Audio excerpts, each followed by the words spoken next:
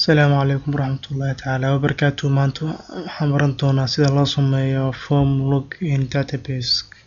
in access database. marka hore formka aniga ina soo kici marka formka sida kuu soo kaco shardi waxa ah inaad haysato form table users oo user id iyo name iyo last name iyo username iyo password la muhiimad kaliya waxa waa labadan fili waa username iyo passwordka. marka waxaad tagtaa markaad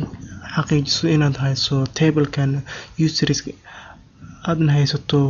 intaan qof aad soo geliso ama laba qof xitaa hadaad soo geliso waxba dhib ma keenayso, balse waxaa muhiim ah inaad leedahay fili username iyo fili password inaad leedahay iyo tablekan magaciisana aad iska xaqiijisaa magaca aad bixinayso. kadib waxaad tagtaa create markaad tagto form design markaad tagto halkan waxaad soo yareyso intaan camal markaad ka dhigato kadibna halkan label soo qaad labelka markaad soo qaado labelkan sidaan u sawir labelka markaad sidaan u sawirto labelkan marka la soo qaado ama dii kale control c marka la hadana waxaan aadaa control v kadibna midkan username noqonaa midkan waa password marka kala durji wax yar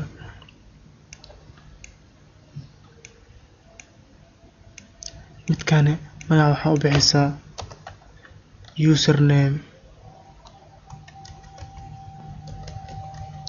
midkan username markaad u bixiso halkan imo midkan waxaad u bixisaa password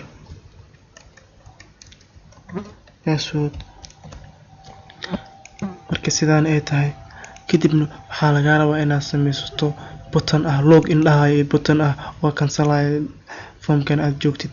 buttonkan loginka oo markii password ka sameyso kadibna hore u soo gudbaayo database-kaaga buttonka soo qaad kadib waxa la cancel iska dhig marka buttonkan soo qaad hadana marka la sawir waxaad tiraahdaa asagana